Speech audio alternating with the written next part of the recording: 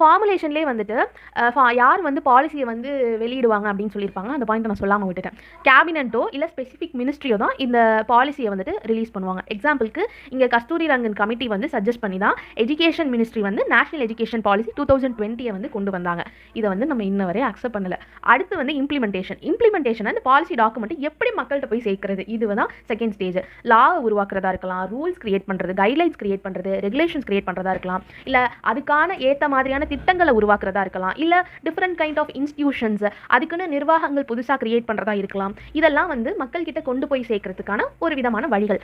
அதுக்கப்புறம் இப்போ வந்து இம்ப்ளிமெண்ட் பண்ணுறோம் அப்படின்னா இப்போது மக்களோட தேவைகளையும் மக்களுக்கு என்ன வேணும் இதெல்லாம் வந்து நம்ம ஒரு ஜட்மெண்ட் கொண்டு வந்து அதை ரெண்டுத்தையுமே சேர்த்து நம்ம இந்த மேலே உள்ள மெத்தட்ஸ் எல்லாம் சேர்த்து நம்ம வந்து இதை வந்து மக்கள்கிட்ட கொண்டு போய் சேர்க்கலாம். இங்கே வந்து எக்ஸாம்பிளுக்கு என்ன சொல்கிறாங்கன்னா எலிமெண்ட்ரி எஜுகேஷனை எப்படி போய் இவங்க இம்ப்ளிமெண்ட் பண்ணுறாங்க அப்படின்றத இதில் பார்க்கலாம்.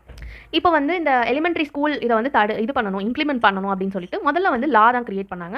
ஆர்டிகல் 21 கிளாஸ் இதை பின்னாடி ஃபண்டமெண்டல் ரைட்ஸ் படிக்கும்போது படிப்போம். இது வந்து 86th கான்ஸ்டியூஷனல் அமெண்ட்மெண்ட் ஆக்ட் 2002 வந்துட்டு 21க்கு கீழே வந்து 21A வந்து ஆட் பண்ணாங்க.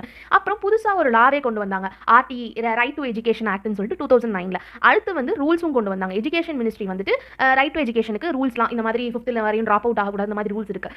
5th நினைக்கிறேன் 5th 8th ட்ராப் அவுட் ஆகக்கூடாது அப்படின்னு சொல்லிட்டு ரூல்ஸ்லாம் வந்துட்டு கொண்டு வந்தாங்க. அடுத்து ஸ்கீம்ஸ் கொண்டு வந்தாங்க. இங்கே பாருங்களேன், லா மட்டும் கொண்டு வரல, அவங்க இதை வந்து எக்ஸிக்யூட் பண்ணுறதுல ரொம்ப தீவிரமாக இருந்ததுனால அவங்க என்னெல்லாம் பண்ணியிருக்காங்கன்னு பாருங்கள். சரியா சிக்ஷா அபியான் அப்படின்ற ஒரு ஸ்கீமை வந்துட்டு ஃபர்ஸ்ட் லான்ச் பண்ணாங்க.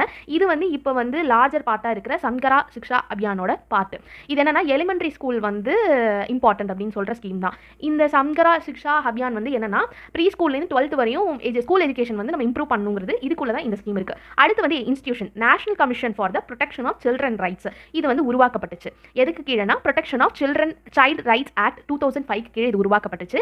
இதுவும் வந்து இதுக்கு ரெஸ்பான்சிபிள். எதுக்குன்னா ரைட் டு எஜுகேஷனுக்கு ரெஸ்பான்சிபிள். இவங்க வந்து கரெக்டாக இது செயல்பட்டுக்கிட்டு இருக்கா அப்படின்றத இந்த இன்ஸ்டிடியூஷன் தான் பார்க்கும். ஓகேவா? தேங்க்யூ. நெக்ஸ்ட் வந்து நம்ம எவாலுவேஷன் என்னன்னு பார்க்கலாம்.